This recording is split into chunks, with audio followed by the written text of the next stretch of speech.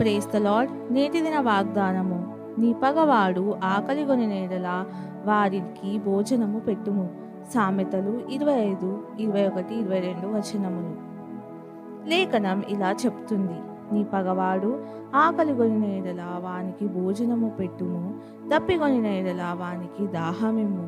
అట్లు చేయుట చేత వాని తల మీద నిప్పులు కుప్పగా పోయుదువు. యెహోవా అందుకు నీకు ప్రతిఫలమిచ్చును.